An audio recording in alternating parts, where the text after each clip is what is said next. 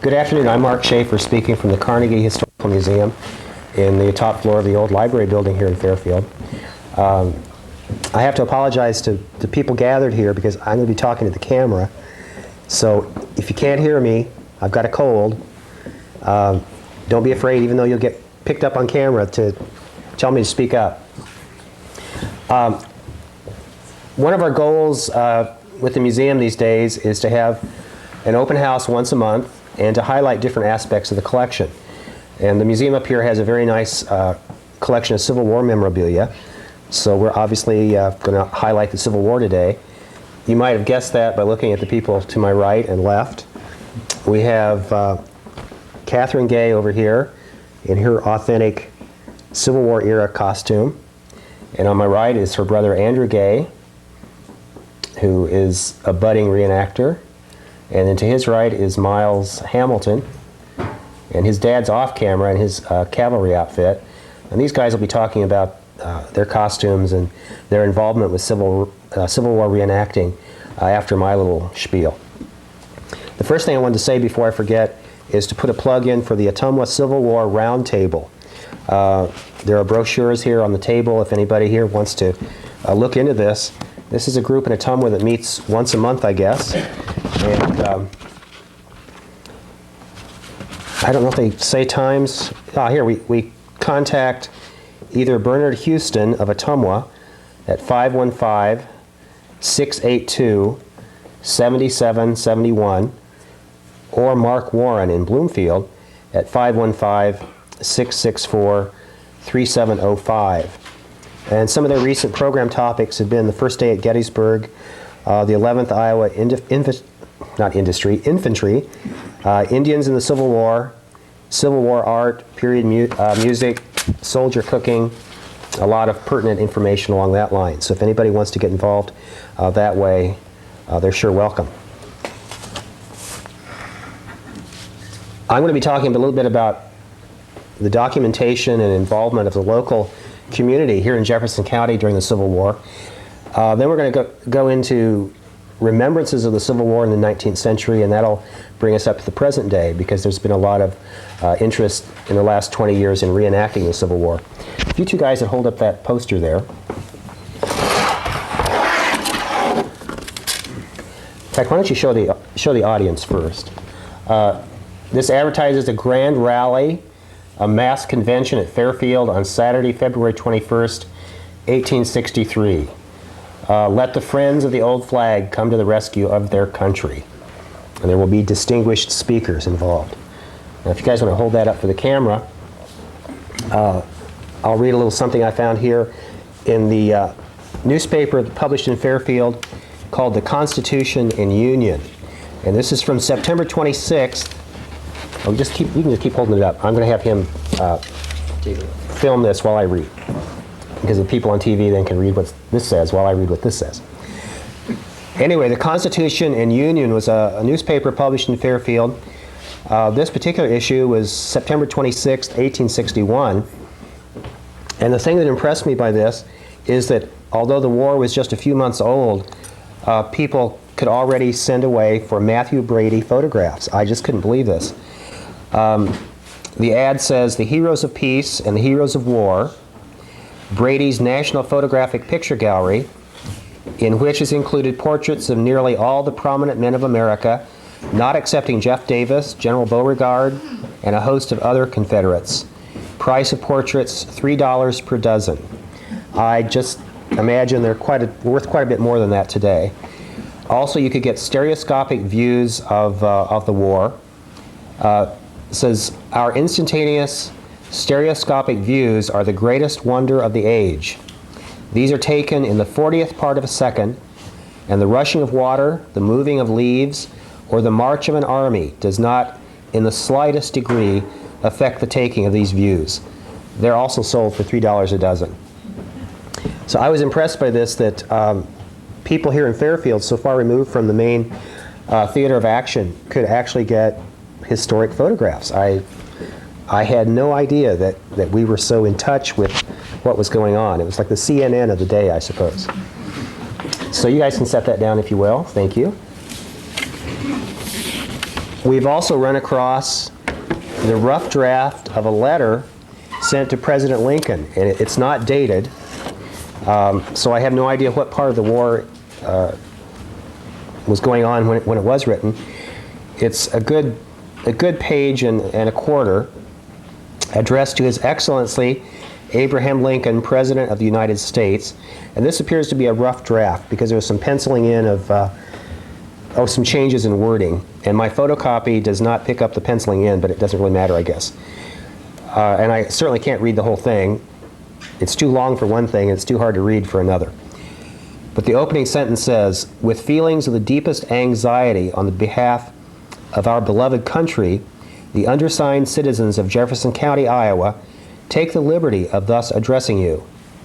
The providence of God has placed you in a position where you have the opportunity of making yourself next to the immortal Washington, first in the hearts of your countrymen."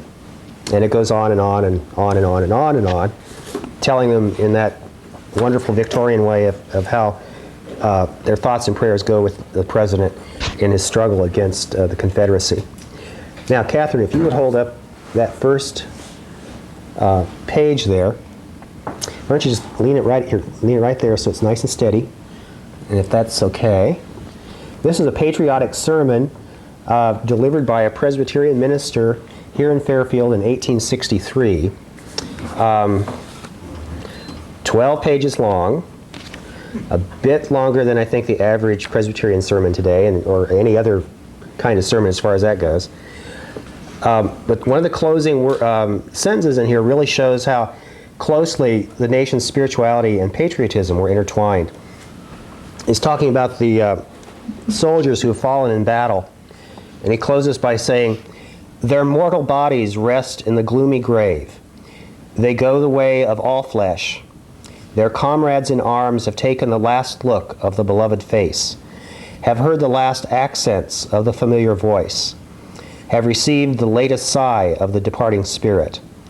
And if they have died in the Lord, the dust in the tomb is still united to Christ, and the free soul has gone to the Savior's bosom. Peace be to their ashes." And then it continues, wishing that our nation would once again be reunited in peace. Okay, thank you, Catherine. Here's another one for you. You can hold this one up. Let's set this off to the side. We found a little packet of rather partisan documentation here of the Democratic National Convention of 1864. I mean, we think politics is dirty today. These people did not mince words. It says, "The Chicago Copperhead Convention, the treasonable and revolutionary utterances of the men who composed it. Extracts from all the notable speeches delivered in and out of the national, quote, Democratic, unquote, convention.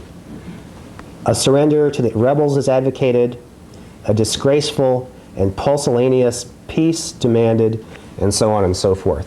And among the little pamphlets that were in this package of documents was something about the soldiers' right to vote. Who opposes it? Who favors it? The record of the McClellan Copperheads. And of course, that refers to George McClellan, who was one of Lincoln's more incompetent generals, who ran against him in 1864. And the Copperheads that was a derisive term relating to people Northerners who favored the South. Anyway, the record of the McClellan Copperheads against allowing the soldier who fights the right to vote while fighting. This was prepared for the Union Congressional Committee. This is printed in Washington in 1864. It talks about Abraham Lincoln and his friends not being afraid to trust his soldiers. Why are George B. McClellan and his friends afraid to trust them? Soldiers, look at the Copperhead record. And it goes on and on and on and on. It talks about other pamphlets you can get that expose McClellan's military career, that expose and review his benighted views. the base surrender of the Copperheads to the rebels in arms, the doctrines of the Copperheads north, identical with those of the rebels south. Talks about who shall become vice president. Shall he be a loyal or a disloyal man? And I saw Andrew Johnson's name on here, and I thought, oh gosh, they're after Johnson because he was from Tennessee. But this is highly in favor of Johnson and talks about how patriotic he was even as early as 1860, December of 1860, standing up in Congress and denouncing the secession. And then it talks about past experience showing that the choice of vice president is almost as important as that of president, in case the latter dies. And then it talks about Taylor dying and Harrison and then Taylor, and how important it was to have a good man in office in the vice presidency, which is pretty ironic considering that Andrew Johnson was later, they tried to impeach him. So he was a good guy for a while at least. Okay, Catherine, if you'd set that down. And let's open to the first page in that book that we've marked for Logan's School. Whoops, second page, sorry. There you go. Now I'm going to show you a picture of Logan's School here because this was named after General John Logan, the founder of Memorial Day. He died in 1886, and Logan School was built in 1890. So he had not been dead very long when this was put up. This is from a speech that he gave at this Copperhead convention. I mean, it wasn't strictly a Copperhead convention, it was the legitimate Democratic convention, but this was just the part of the Republican propaganda. And Logan says, a Democrat, "So far as Mr. Lincoln is concerned, I know this. There were a great many people in this country who opposed him 4 years ago. I know I did it just as heartily as any other man in the country. If any man had told me 4 years ago that I would ever make the printing is very small here and kind of smudged. If any man had told me 4 years ago that I would ever make a speech in favor of his election, I would have told him it was not so, and you could have proved it." An indignant Copperhead in the crowd shouted, "I think I could," and General Logan replied, "But you couldn't do it now," and then there was laughter. So here we have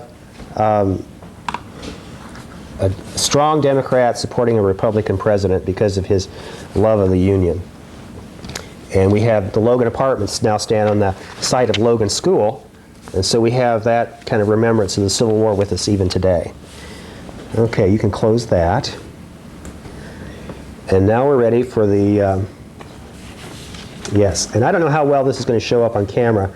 This is a photocopy of a list of what's called the Report of the Draftees of Jefferson County of October 1864.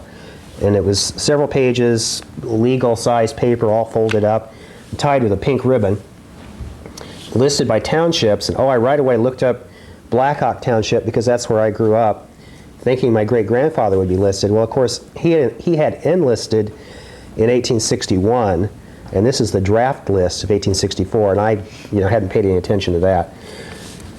In the showcase, there's a top hat with Civil War draft cards in it. So this has pertinence to what we have in the collection up here. But the interesting thing about this list is in those days you could find a substitute. So we have in Cedar Township a man named John Wright, and he furnished a substitute. There were 3 people from Cedar that did that. Here was someone, Ellis, either Haskins or Hoskins from Penn Township. It probably was Hoskins. This is October 1864. He reported through Dr. Wilson because he was unable to report in person from illness.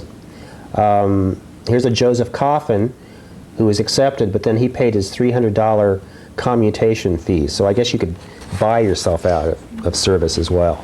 So I thought that was kind of an interesting little sidelight on our county involvement. Okay, now Catherine, let's turn to the Leggett Hotel page. And if you guys think this is too bookish, it's almost over, and we'll get to the real stuff here in a minute. Okay, if the camera can focus on this ad for the Leggett Hotel, this is from here again from that newspaper from 1861. The old proprietor of this well-known house has returned, and he has redecorated and renovated, and it's the best hotel you could find anywhere. And there's a hack that runs to and from the railroad several times a day for customer convenience. But evidently, I'm sure we could assume that Civil War soldiers stayed at the Leggett House waiting for their time to go out on the trains. And of course, across from the old train depot is it Howard Park? That was the drill ground for the Civil War companies. So that's another aspect of the Civil War that's still with us. Let's take that off. And this is the Leggett Hotel as it was at the turn of the century. I don't remember it looking like this. I remember it when it had that brown asphalt brick shingle siding on it. But this is the way it looked in its heyday, I suppose.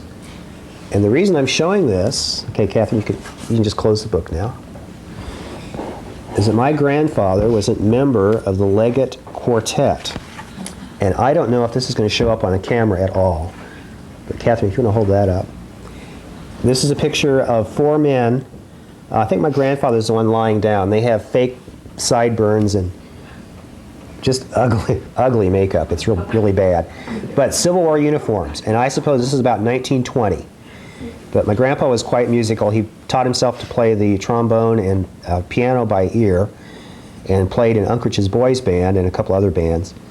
Anyway, they have the Leggett Hotel dining room all decked out like a Civil War encampment. They have a campfire and some socks hanging up to dry and this and that. And I remember Grandpa telling me about this. One of the songs they sang old Civil War songs, was Tenting Tonight, I think was one of the old songs. So he told me that they reenacted.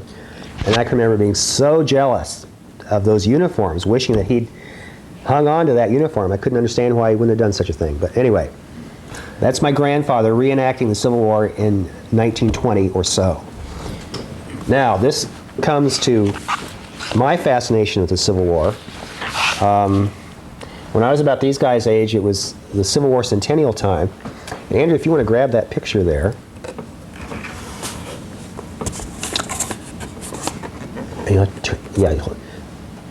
we'll tell about this in a minute. I discovered this by accident. I want you to turn that to the camera. And then y'all can look at this after the program a little closer if you like. My dad had built us a little log cabin playhouse from, sides of logs from his sawmill.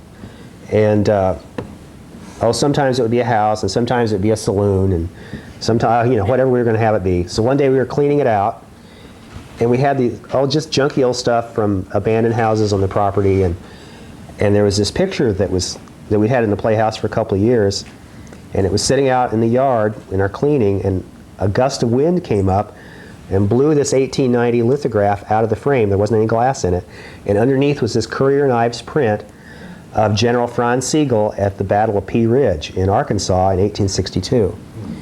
And anyway, I was thrilled to death. This is about 1960. You can just set that down now. And it had hung in the house where my great-grandfather had lived. And I assume that for some reason, my grandfather must have had a personal sense of indebtedness to this general, because I don't think he was the direct commander of the 30th Iowa Infantry. That was my great-grandfather's regiment. Sigel was a part of that battle, and I'm not even sure if great-grandpa was in that battle. He was in Arkansas some of the time. Anyway, Andrew's going to tell us about General Sigel, because I've never known anything about this guy until now. So, well, the name Franz Sigel kind of sounds not American. So General Franz Sigel was born in Baden, Germany in 1824. Later in his life, he was educated at a military school somewhere in Germany. Then in 1847, he attained the rank of Chief Adjutant. and he was regarded as one of the most accomplished officers of artillery in Germany. Later in 1848, the German Revolution came upon Germany, and he was appointed as chief commander, in chief in command. And on one occasion, when he was leading his troops, he was confronted by 80,000 men. And with his 30,000 men, he retreated safely without any injuries, and all of his guns and everything were safe. And then later after the revolution, he was compelled by patriots to flee the country. And he was... I think the revolution lost. They didn't quite make the grade, I'm afraid. He was on the wrong side. Yeah. So he came to the United States and settled somewhere in the Mississippi River Valley by St. Louis, and he was chosen as a professor at a college in St. Louis. And being an active man as he was, as soon as the Civil War came upon the country, he led a gallant Germans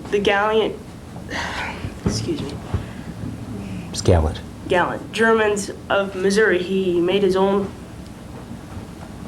force, and he assumed the command of the 3rd Regiment of Volunteers from St. Louis, prompted to the rank of Major General, later to General, and he went on to be victorious at the Battle of Pea Ridge, Arkansas.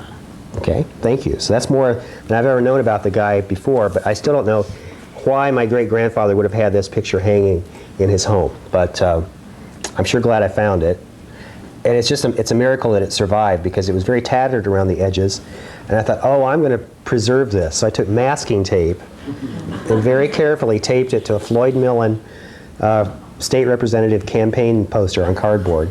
And of course, over the years, the masking tape shrank, and that created some splits in this brittle paper. So about 15 years ago, I took an X-Acto knife, and I mean, I had to cut the picture away because it was just so bad. And then it turned out there was some cellophane tape underneath all of that. So I took it to Iowa City, and they kind of glued it back together with archival mending tape and so forth. But I'd been very careful as a kid not to cover up any of the copyright dates or any of that. The exciting thing for me as a kid was, I found this in about 1960. So March 1862, or excuse me, I'm living in the past for sure. March 1962 was real special for me, because it was like, that's the day that my print turned 100 years old. So that was real exciting. Anyway, I think my part of the program's done now. We're going to break here for a minute and have the reenactors set up. I'll have Andrew and Catherine talk first, because they go to Keokuk every year they can to see the Battle of Pea Ridge reenacted, which is why I brought this print in the first place. And I want to say I'm really thrilled by the crowd today. This is very exciting. So, like I say, we'll take a little break here and get back to you in just a moment. Okay, we're back in action again here. Andrew and Miles are going to talk about their uniforms. Andrew, you want to stand up and show us your stuff? We're kind of crowded here, but... I am wearing a Civil War uniform which Mr. Shafer's grandfather would have worn probably in the 30th Iowa Infantry.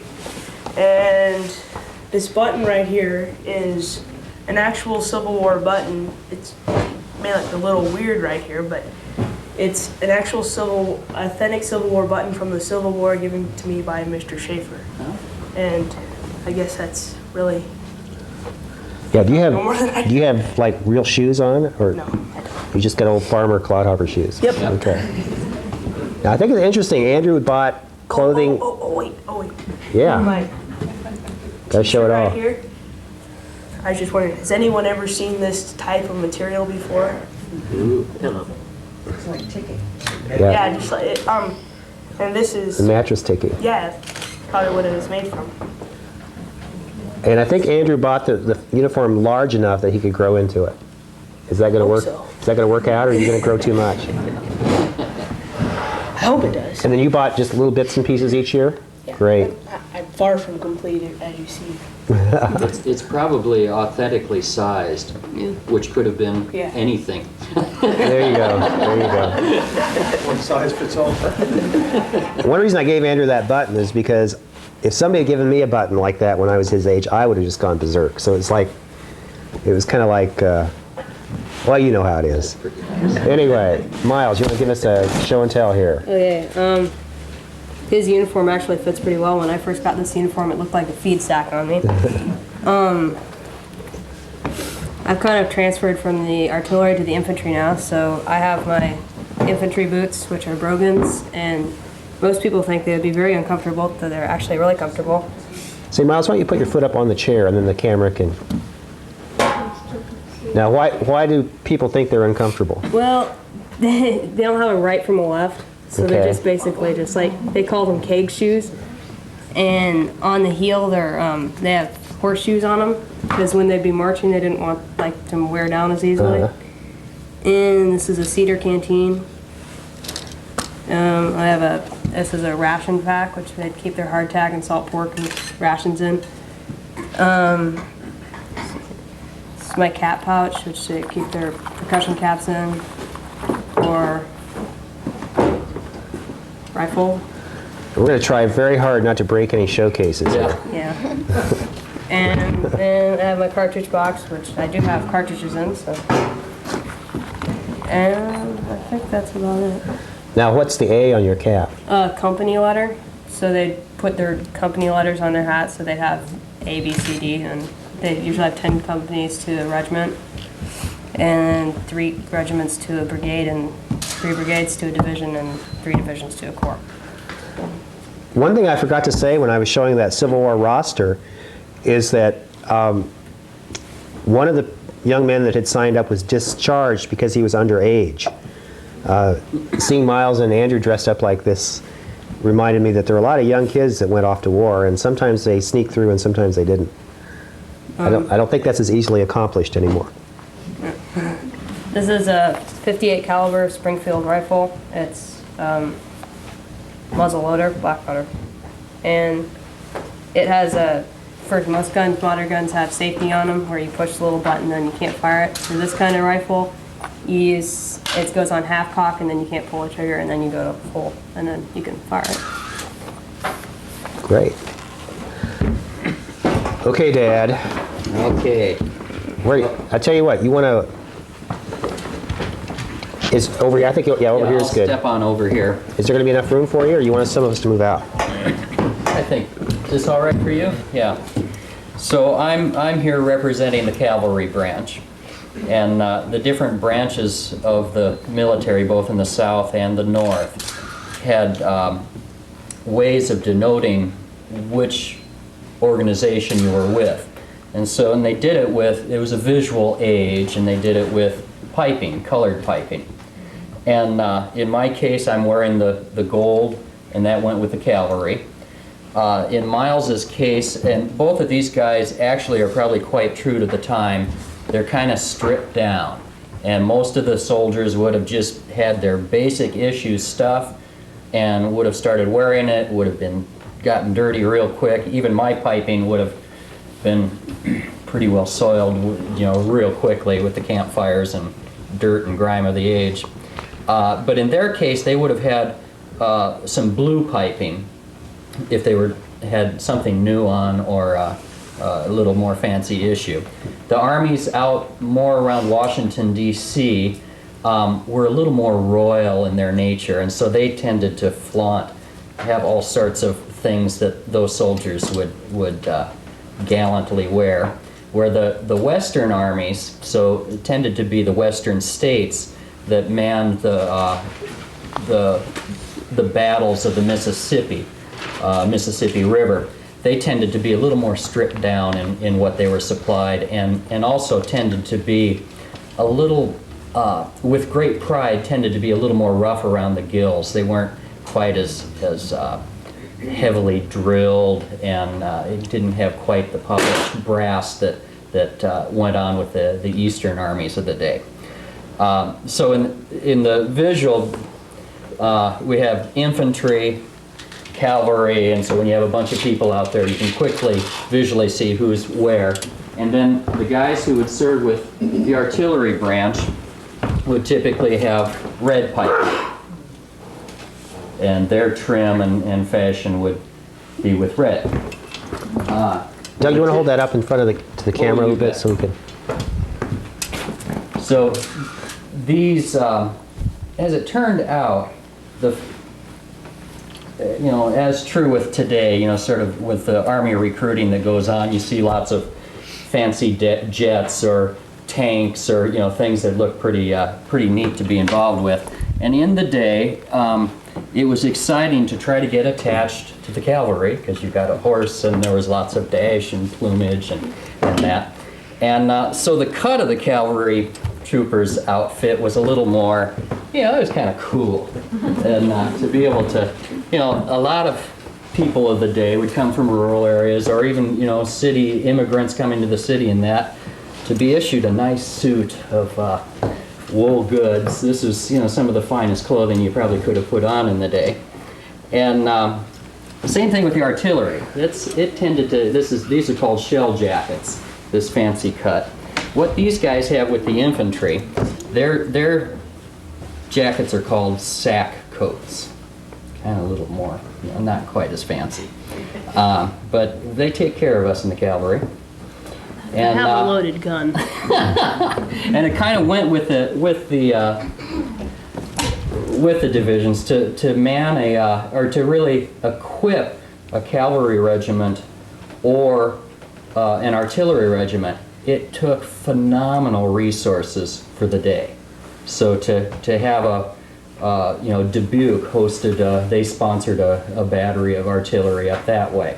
And they figured that a battery of artillery in the day, what does Roger say? 100,000, and it was 100,000, I think. Our first Rhode Island artillery was about $1,000 for their battery. Yeah, this was like, I'm sure the equivalent still exists in the Pentagon today of the phenomenal dollar ticket for a few pieces of equipment. But it's the same kind of thing to send out 6 pieces of artillery with the incredible number of horses you need and all of the men and all of the wagons, hundreds of thousands of dollars in Civil War era money. So, what went along with that was, a little more tailoring, I guess. And same thing with the cavalry. It was, to acquire all the horse flesh, get the cavalry outfitted, and cavalry tended to be better armed with the, more of the latest guns available in the era, and given many more things to carry on their horses and shoot and make havoc with. And so they were a little more expensive to a lot more expensive to maintain. Now, I wanted to, let's finish up on some of our accoutrements here. So, someone heading off, typically if someone started off in Jefferson County and said, I'm going to join up, they would possibly get recruited here in the county. We need to get back on camera. They would probably get recruited here in the county, and then actually, as it happened, they would report to different local camps that tended to be either over in Mount Pleasant. There were some drill grounds and barracks set up over there. And then these would be gathering points for smaller groups of people. So here in this county, I don't believe there was a particular regiment that people went into, but instead they tended to go in clusters of guys, would join up, head over to Mount Pleasant or go over to Keokuk or go to these areas that were gathering. Then that cluster would get thrown together with other clusters, and out of that the companies would start forming, and then the regiments would form, and those regiments then would get attached with different armies. And so there would be this process of, farm kids that would come up, get transferred on, moved on, and initially you were held in barracks over there, and the first year of the war they would start drilling and would still be in their civilian clothes simply because the resources weren't there yet to even, dress and arm the men.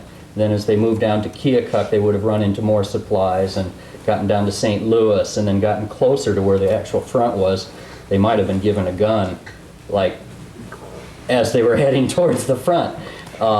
So it was a very quickly made war. It was not anticipated, and very much the country was not at all geared up for it. So you had, from both sides, men being propelled forward and quickly outfitted. And so as it went on, then the military-industrial complex got revved up, and the whole industry with military contracts being let and that equipment started being more forthcoming, and a soldier then could be, you know, more totally outfitted. And then definitely as you got into the second, third, and fourth year of the war, it became much more organized that way. I'll show you, in my case, let me grab my major accoutrement here. Thank you. So I came to Civil War reenacting kind of by accident. Our family, we do a lot of folk dancing and recreation, singing and dancing of the 19th century. So we had heard that there was a great military ball that was sponsored over in Keokuk every spring. And a number of us here in Fairfield have 1840s era costumes, and men with their frock coats and cravats and top hats and that, and the women with their very nice 1840s style outfits. So we just figured we'd go to this military ball as civilians and dressed in the day. And we showed up over there, and there were 1,000 costumed people that went to this military ball. And they had the band for it was a 40-piece reenactment brass band playing instruments of the Civil War era. And here's a horn right behind me, and these guys were playing this kind of instrument, only polished up versions of them. And the band was awesome. I mean, this is a 40-piece band, orchestrated, and these were all professional musicians from the Chicago, Milwaukee, Madison area. And a few times a year, these professional musicians that play, they're college professors, music teachers, that kind, they come together and do this. Incredible music. And so my wife is standing in the back there, and we went, she's sitting in the back now. We came to this ball and kind of looked in there and said, well, now these are our kind of folk. They like to dress up in costumes. So as we toured around the weekend reenactment, then some of the people, had little displays, and you could look, and they portray the life of the times. And Civil War reenacting is described as living history, so that the idea is to actually play the life, be in the life of the times for a weekend. You go off for a weekend and basically camp in costume. And then out of that, you get some insight into what was in the minds of these people as they were heading off to war, and then campaigned really for years. A lot of these guys signed up early on and stayed in.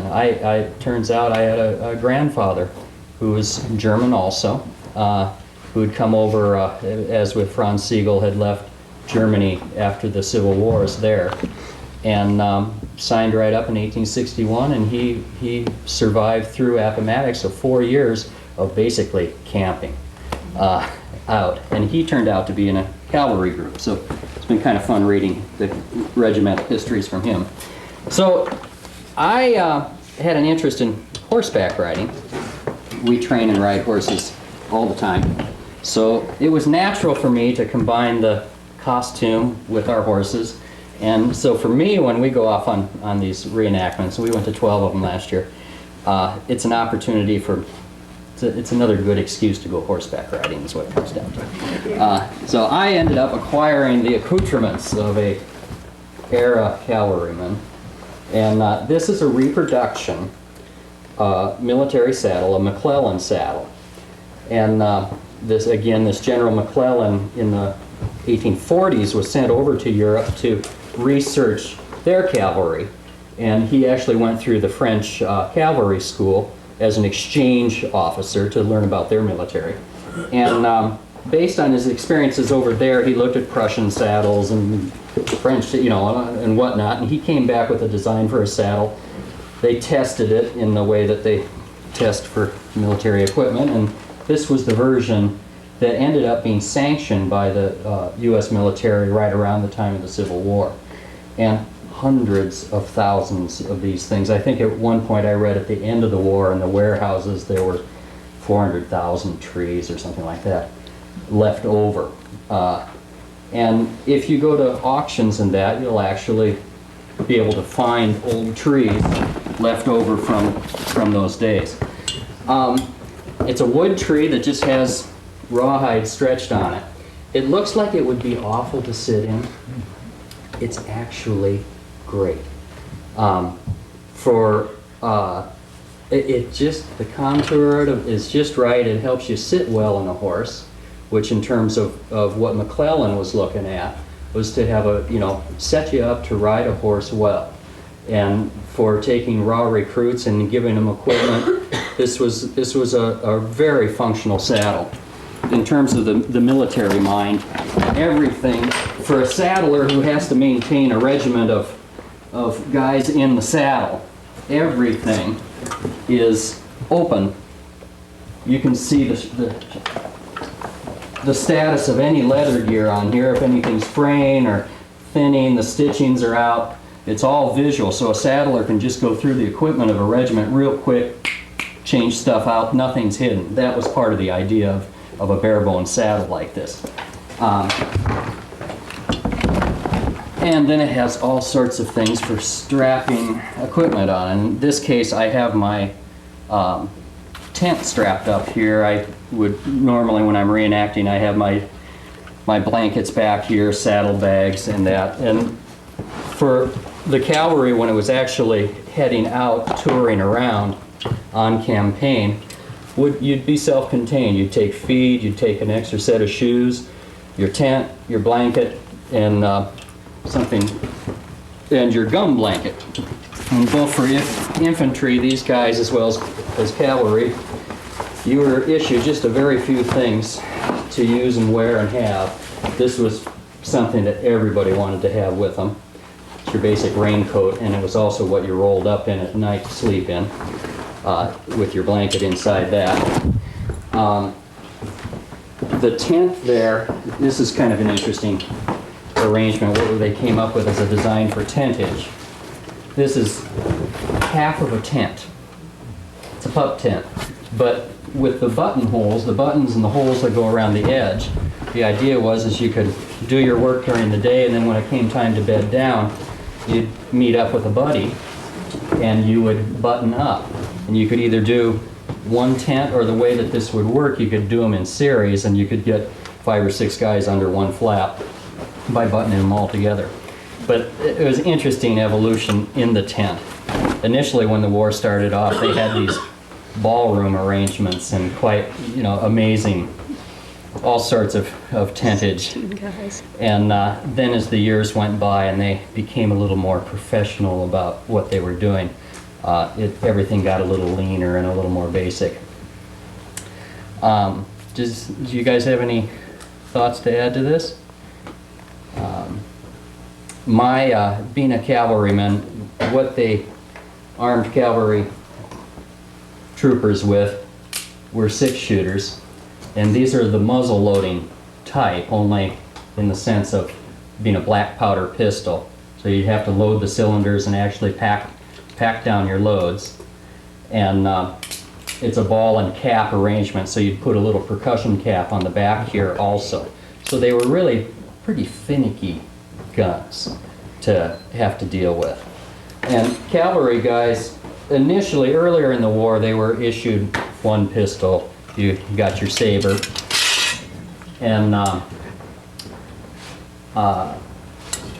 then as the war went on, you were issued a carbine, a short-barreled rifle. And there's probably, if we take our time, we'll probably find a short-barreled rifle there that would be more typically one for cavalry. And then as the war went on, it became the horse troops, they actually, because they were so mobile and so valuable in making war, these guys were issued with more equipment. So they typically would carry 2 pistols or 4 pistols, and they ended up when the repeating rifles, so multiple shot rifles. These are single shot, and to reload it takes, well, if you know what you're doing, how long? 15 seconds. 15 seconds. And now show, actually, why don't you stand up real quick and show if you're out there with a line of men, you got 100 men out there, and they're drawing up opposite another group of people, and their commander is saying, okay, ready? What are the commands? What does he say? Doug, why don't you step aside so we can... Why don't you get on camera there, Miles? You step right there. Yeah, there you go. I'm not gonna look at the one. No, she won't load it. Take your cartridge, you bite off the tail, and then you let the powder run down. And you have the ball out there, you put the ball in, get your rammer out.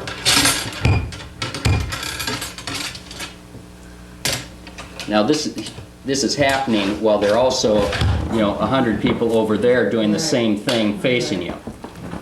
Keep your nerve. And then you take your cap out and put it on. And you're hearing you're hearing someone over there going, okay, ready? And just as you're finishing, aim.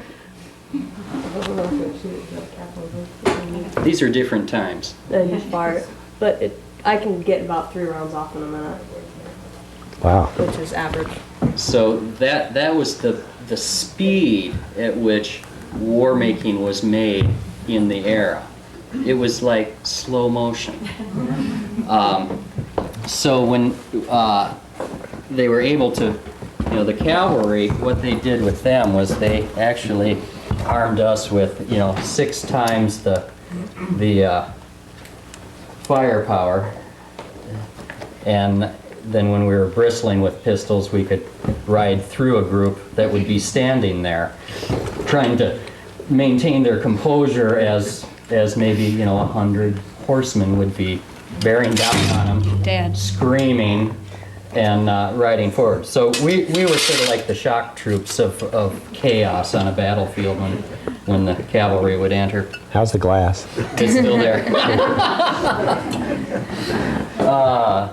So that's. You have any other thoughts to add to it?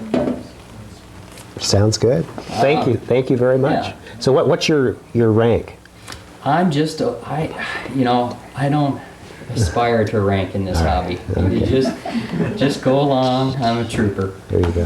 Is that an original sword or a reproduction? This is a reproduction sword, and I'm looking over here. There's actually a cavalry sword there, and it's a pretty close copy. The cavalry sabers tended to be curved like this, and there was a reason for it. Do you want to know the reason? Sure. Okay.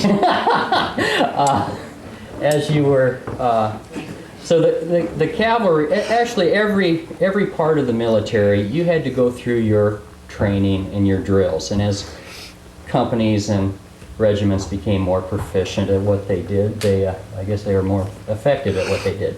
And so as a cavalryman, you had to, learn horsemanship, how to control your horse, and then you had to learn your weaponry. And so there was a whole manual of arms about how you would use a saber for direct saber fighting with someone else, as well as just running people down.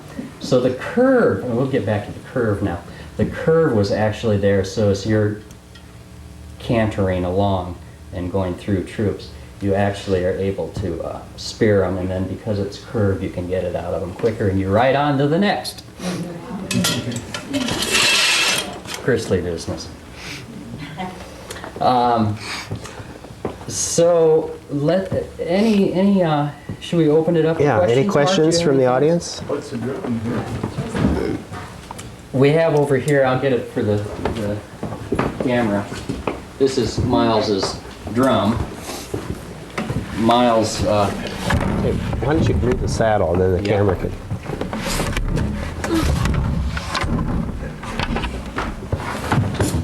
at certain reenactments, you have to be 16 to go on the battlefield. And of course, I'm not 16, so I can't go on the battlefield with a rifle. So I go as the drummer occasionally when you have to be 16.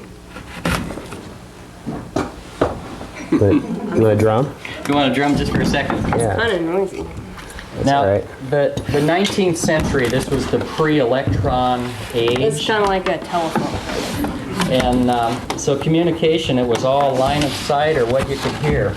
And to maintain the communication amongst your own group of people as well as between various groups of people, it was all done by the bugle or the drum or the fife, and or with flags and signals and that. But it was all, you know, everything was very close. And what was happening over the next hill, that was out of sight. You didn't necessarily know who was over there or what was going on. This was not the era of, you know, where we can look at our weather coming in by getting on the internet now and seeing a picture of what's across state. But It's a little noisy, but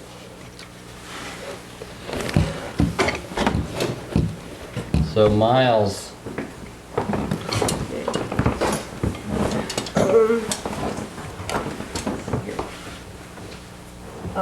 I guess I'll play assembly, but hopefully I won't get deaf. Oh.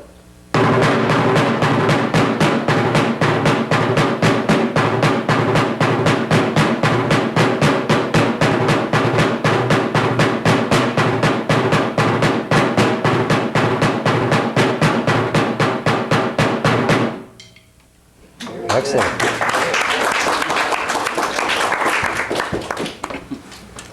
Well, I think that's a fitting end to the program. I think we're going to take a few minutes with the camera looking at the showcase.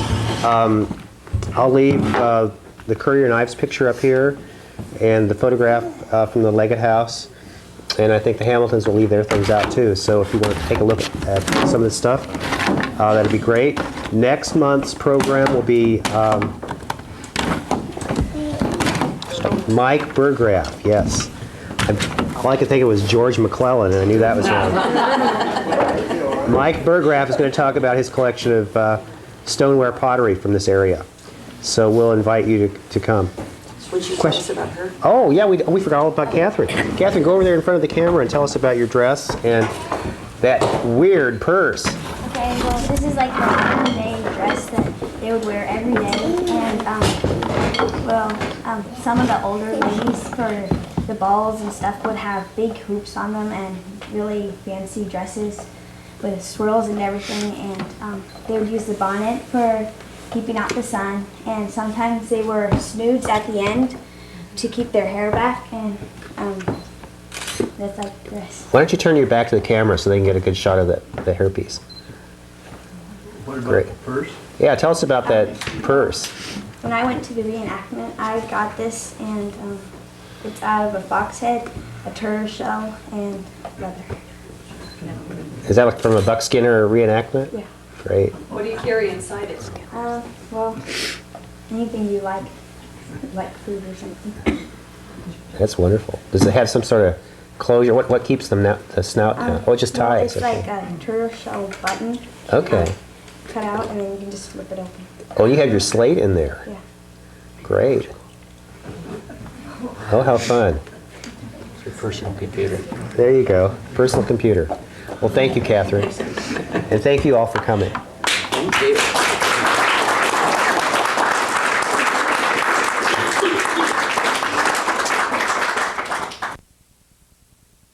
Okay. Now we're going to take a look at the showcase here. It's a pretty extensive display of memorabilia relating to Jefferson County's involvement with the Civil War. I have Ben Taylor here, and he's going to tell us about this sculpture grouping here.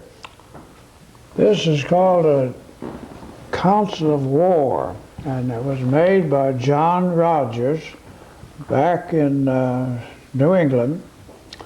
And it's a plaster cast of a master mold. The three men in it are standing on each side of General Grant, and Lincoln is seated looking at a map of the Civil War procedures. and the Secretary of State. Now, Actually, I think that's Secretary of War Stanton. yeah, all right. But there's quite a bit of question about the Stanton is cleaning his glasses, but they made 3 different issues of this. The last one that they produced, he was just had his hands at his side and didn't indicate doing anything to glasses because of a certain amount of questioning and wondered about it. Now these parlor groups were particularly popular at the time, especially after the Civil War, and sold pretty high prices. The other thing I'd like to call attention to is this horn, the upright horn, that the player held that over his shoulder and shot the music back to the troops because the band went ahead and they wanted to shoot the music back so the troops could hear the downbeat and keep time. Now, do you know who the soldier was that's pictured in that photograph? Well, this is George Strong over here. No, I don't know who it is. Not the one with the horn, okay. No, the one with the horn, I don't know, but George Strong over here, next to the bass drum, is what the Civil War chapter was named for here. And he was from Glasgow. Now, was he the first Jefferson County boy killed in the war? Is that it? He wasn't killed in the war, he died in the war. Okay. All right.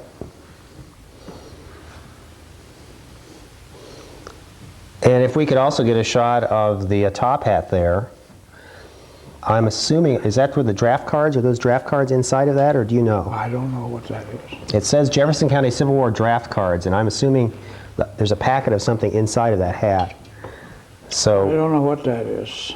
we can pretend at least that that's the hat they drew the draft Well, from. they did draw numbers, of course. Yeah. No question about that. Now there's a picture on the wall there of the Ladies Sanitary Aid Society, there beside the horn. Mrs. Ellis, that's Auntie Woods, right? He was, yeah. Now was her house the one just east of here, the big red brick house up on the hill? B in Washington? No. Okay. Do you know where her house was? I don't know, but she got a commission from the government.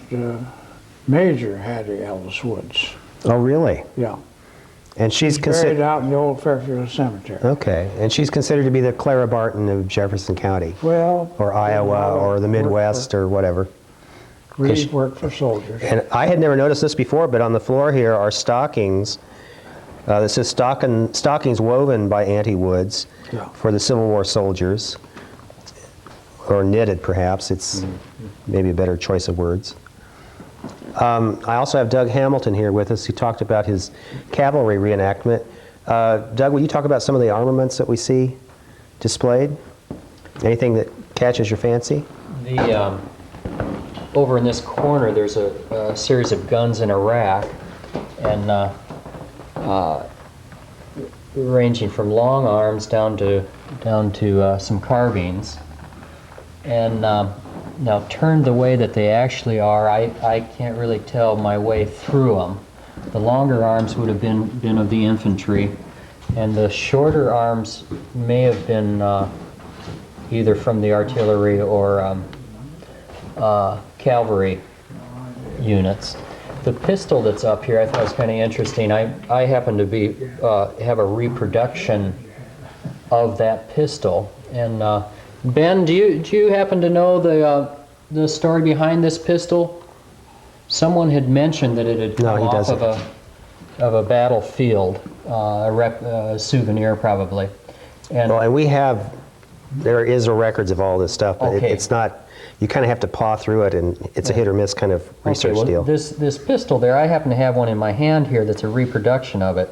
The one I have is a Colt 44 caliber, and it's a black powder pistol, so it has a cap and a ball. arrangement where you'd actually load the cylinder here by hand and put a cap on the back, a percussion cap.